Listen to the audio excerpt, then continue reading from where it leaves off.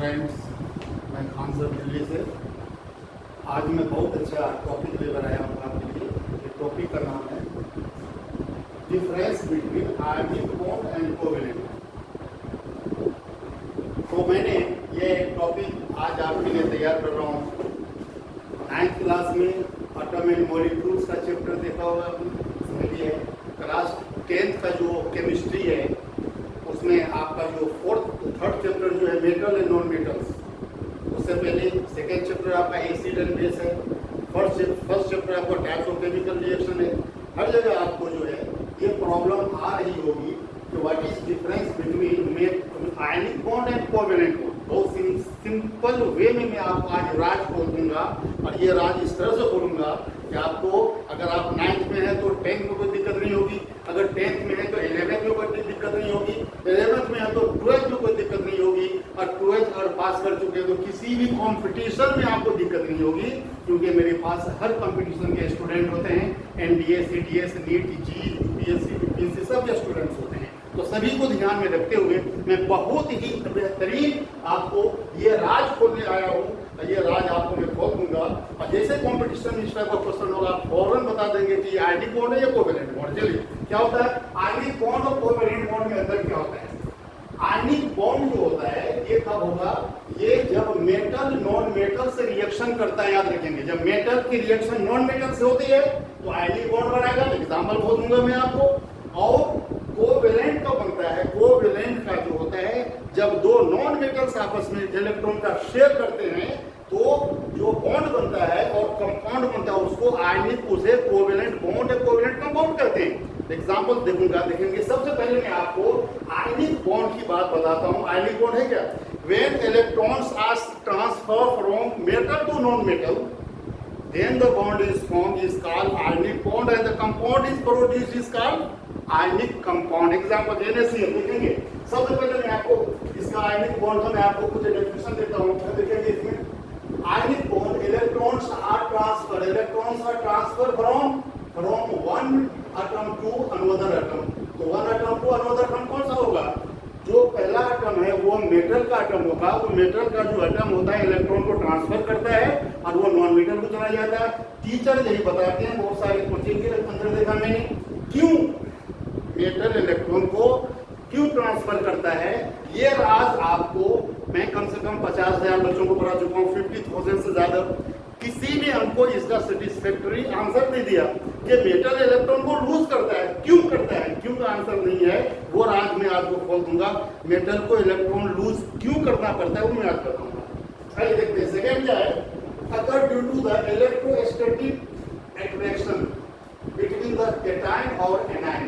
अब देखेंगे, सबसे पहले आपको मैं बताऊंगा आयंस क्या है। Ions IONS ions what are they? Ions क्या होते हैं? Ions are electrically charge particles. Ions क्या होते हैं? Ions are electrically charge particles. They are two types of ion. देखिए, they are two types of ion. ये आयन जो है दो तरह के होते हैं। एक है कैटायन, दूसरा होता है एनायन। CATION कैटायन, दूसरा होता है एनायन ANION। अब कैटायन क्या होता है? कैटायन बनता कब है?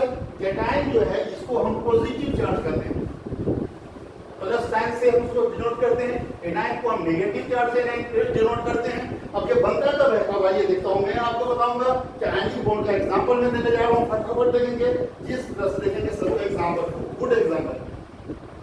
एग्जांपल क्या आपका?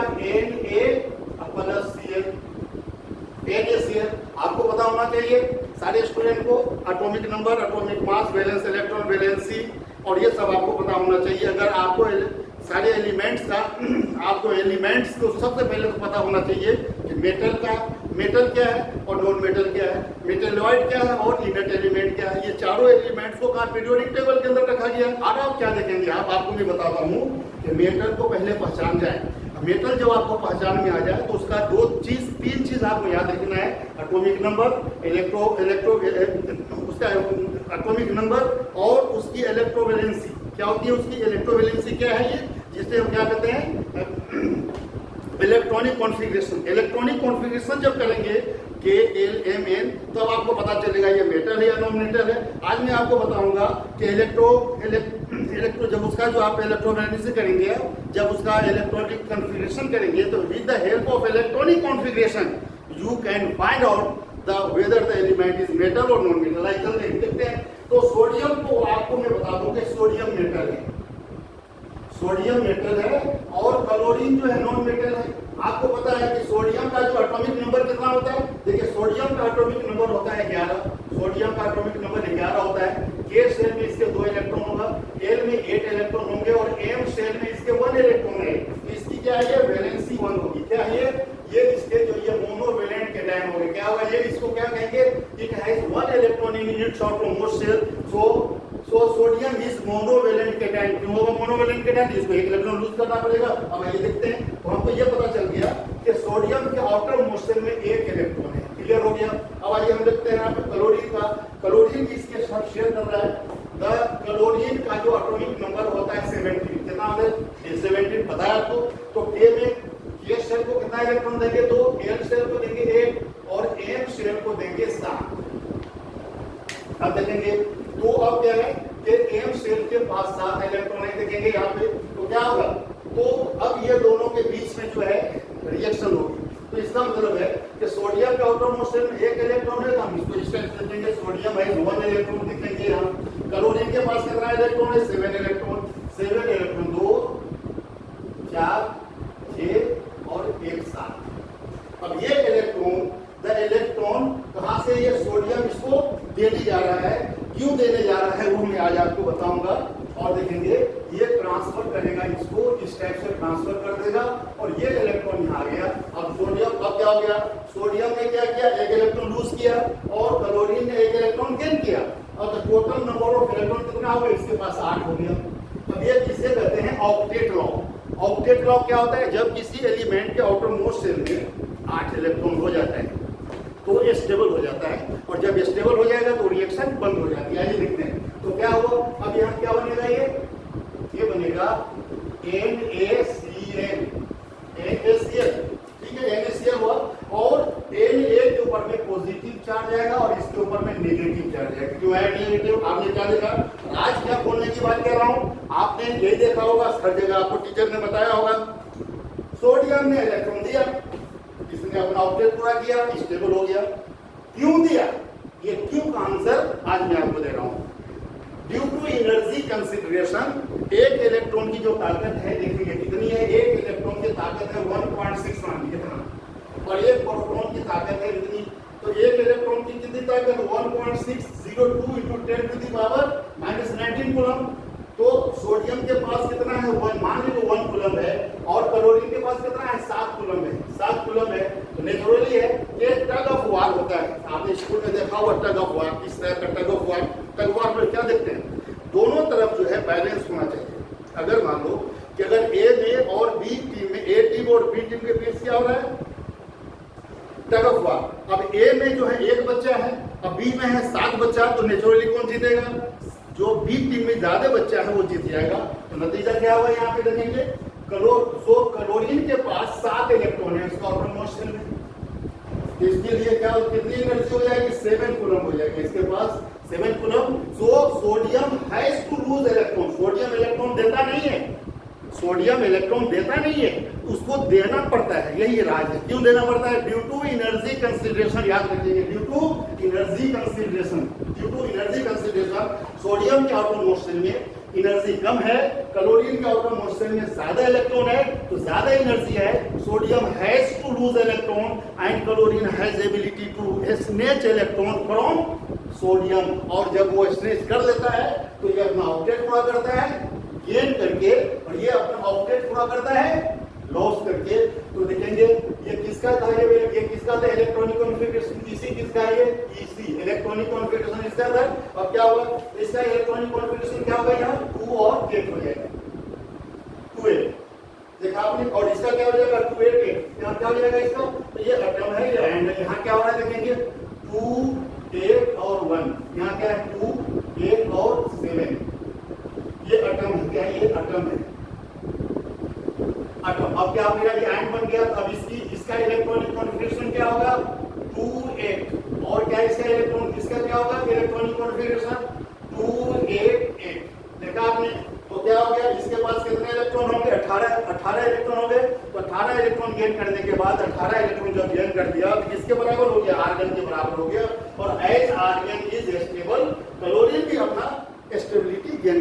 लेकिन यहाँ क्या देखा आपने, सोडियम ने अपना एक इलेक्ट्रॉन खो दिया यहाँ, और इसका 281 से क्या हो गया, 2 हो गया।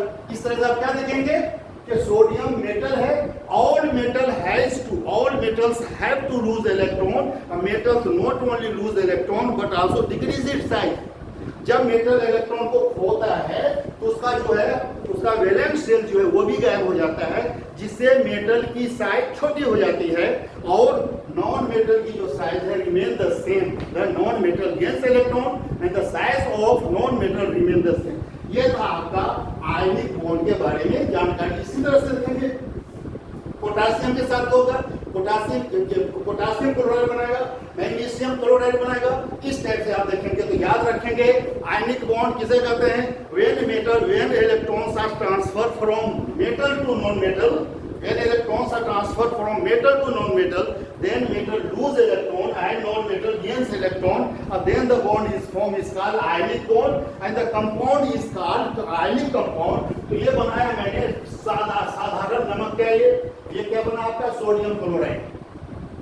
तो सोडियम क्लोराइड को क्या कहेंगे, आयनिक कंपाउंड कहेंगे। ये है आयोनिक कंपाउंड, आयोनिक कंपाउंड।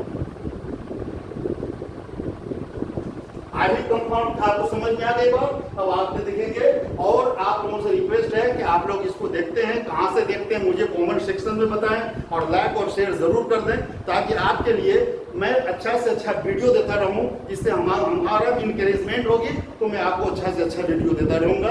और आप आइए देखते हैं, आप कहां से देख रहे हैं वो मुझे कमेंट सेक्शन में दें, और मुझे आज अपना प्रॉब्लम सोल्व करें, मैं आपको सोल्व करके देता रहूंगा। अब मैं आ रहा हूं आपको कोवेलेंट बॉन्ड पे। कोवेलेंट बॉन्ड,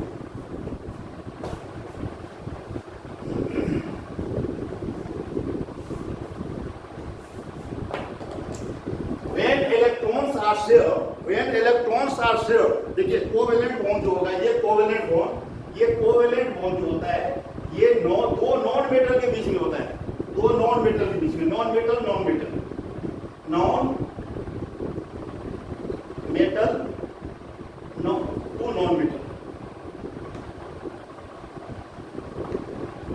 तो ये कोवेलेंट बॉन्ड मेटल में नहीं होगा, बाकी में तो होता ही नहीं है। तो जब दो नॉन मेटल आपस में शेयर करते हैं, इसको क्या कहते हैं, कोवेलेंट बॉन्ड बनाता है। कोवेलेंट बॉन्ड किसे कहेंगे, आपको क्लास 10th में एक चैप्टर है कार्बन कंपाउंड्स, और वो बहुत लंबा चौड़ा चैप्टर है, सारे फंक्शनल ग्रुप हैं उसके अंदर।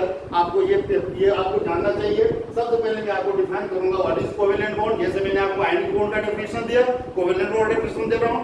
व्हेन इलेक्ट्रॉन्स आर शेयर, क्या कहेंगे, when electrons are share between the two non-metal, especially between carbon, hydrogen,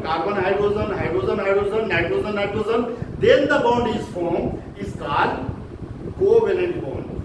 There are three types of covalent bond, और क्या होता है, there are three types of covalent bond: single covalent bond, double covalent bond, and triple covalent bond. When one pair of electrons are shared, when one pair of electrons are shared, then it is denoted by one short line. It is called single covalent bond. Single covalent bond. When two pairs or four electrons are shared between the carbon or other or non-metal, then the bond is formed. It is denoted by two short line. It is called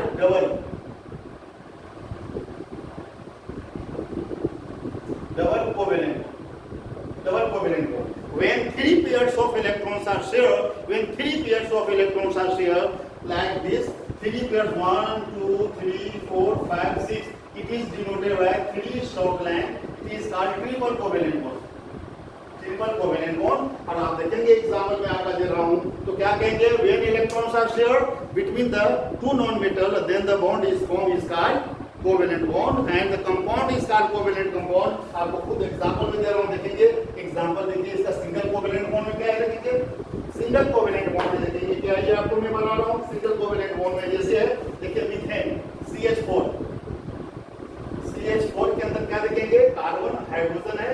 carbon में क्या होता है, देखिए carbon की valency आप पता होना चाहिए। कार्बन के पास 4 इलेक्ट्रॉन है, उसका एटॉमिक नंबर 6 है। उसके एल शेल में 2 इलेक्ट्रॉन है, एल शेल में 4 इलेक्ट्रॉन है। तो carbon always shows tetra valency. ये कार्बन की जो है औसम प्रॉपर्टीज है, क्वेश्चन आता है कि carbon has made more than 70 lakhs organic compounds. What is the reason that?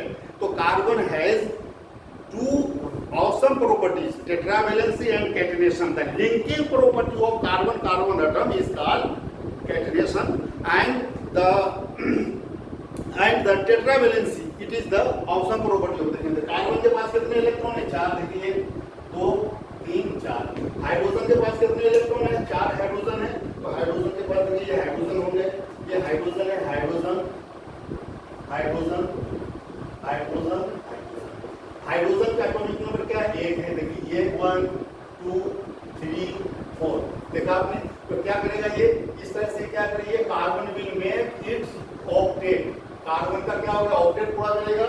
और ये क्या करेगा? डुएट पूरा करेगा. देखिए duet. 4 hydrogen will make their duets where is carbon. Single carbon क्या किया? ये है इसका इलेक्ट्रॉन डॉट स्ट्रक्चर. क्या कहेंगे? इलेक्ट्रॉन डॉट स्ट्रक्चर है.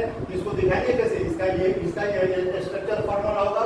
कार्बन सिंगल बॉन्ड है. देखिए 1 पेयर ऑफ इलेक्ट्रॉन और single bond. Hydrogen hydrogen hydrogen hydrogen hydrogen. And इससे पहले के वीडियो में भी बहुत सारा जो हाइड्रोकार्बन के ऊपर में बातचीत किया मैंने. चलिए सेकंड का एग्जांपल देता हूँ. फर्स्ट का एग्जांपल बोलिए. देखिए 1 नंबर है, 2 नंबर है, 3 नंबर. और इसका देखिए सेकंड नंबर क्या है? सेकंड का देखो मैं आपका सेकंड का जो है डबल कोवेलेंट बॉन्ड जो है आपको आता है इथाइलिन में, जिसको कहते हैं C2H4. देखिए C2H4 का एग्जांपल देता हूं. देखिए C2H4 इसको कहते हैं इथइन. इथ और इन. इथ आयोपेक्टिन. इथइन. इथ फ्रॉम पेरेंट अगेन. और इन क्या है? इसका सफिक्स है और ये इसका प्रीफिक्स है और ये इसका आयोपिक नेम है. इसके बीच में क्या देखेंगे? जैसे 2 कार्बन है, 4 हाइड्रोजन है, तो 2 कार्बन को मैं इस तरह से दिखाऊंगा. देखिए 2 कार्बन इस तरह से carbon carbon.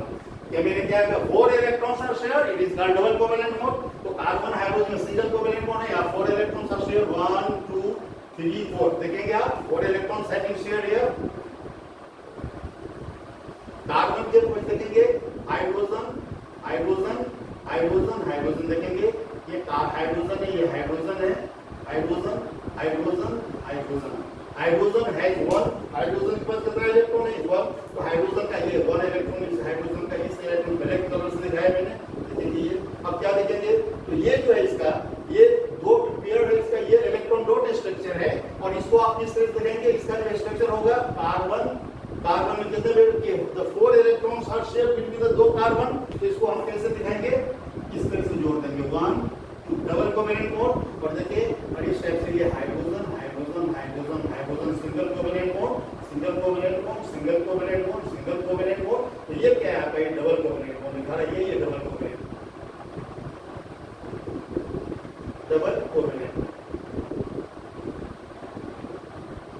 Double covalent bond between 2 carbon of ethyne. इथिन इसका आयोपिक नेम इथिन है.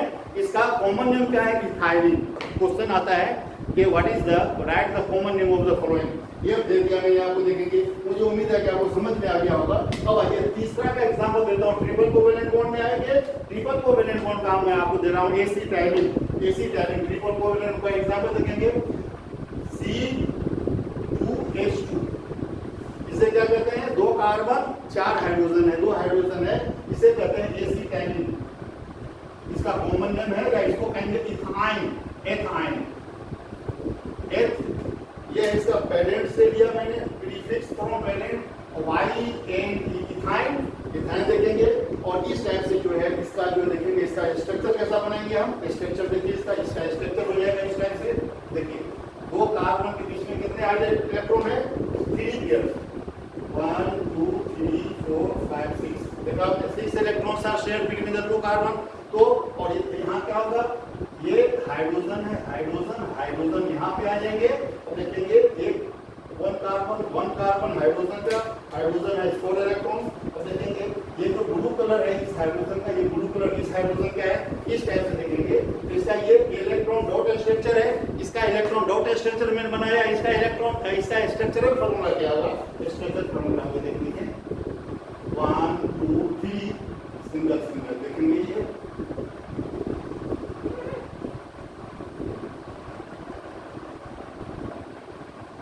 ये था इसका आइलिथाइन, इसका आयुर्वेदिक नेम है आइलिथाइन, और इसका क्या है, इसका जो कॉमन नेम होगा एसिटाइलिन होगा, आपको याद होगा। और देखेंगे तो डियर, आपको मुझे उम्मीद है कि आपको समझ में आ गया होगा। बहुत बड़ा राज खोल दिया मैंने कि आयनिक बॉन्ड और कोवेलेंट में अंदर क्या है, याद रखेंगे। एंड में मैं कह रहा हूँ आयनिक बॉन्ड मेटल और नॉन मेटल के बीच में होता है, और मेटल को इलेक्ट्रॉन लूज करना पड़ता है। क्यों? कि मेटल के आउटर मोशन में बहुत कम एनर्जी होती है, नॉन मेटल के आउटर मोशन में ज्यादा इलेक्ट्रॉन होते हैं, जिसकी वजह से मेटल्स को इलेक्ट्रॉन लूज करना पड़ता है। लूज करता नहीं है, लूज करना पड़ता है। मुझे उम्मीद है कि आपको वीडियो बहुत अच्छा लगा होगा। आप मुझे लाइक करेंगे, शेयर करेंगे और कमेंट सेक्शन में बताएंगे। और मुझे बड़ी खुशी होगी जब आप लाइक करेंगे। आपका जब कमेंट सेक्शन में कुछ सुझाव आएगा, डिसीजन आएगा, मैं बहुत खुश होऊंगा। चलिए, ओके, बाय, थैंक यू।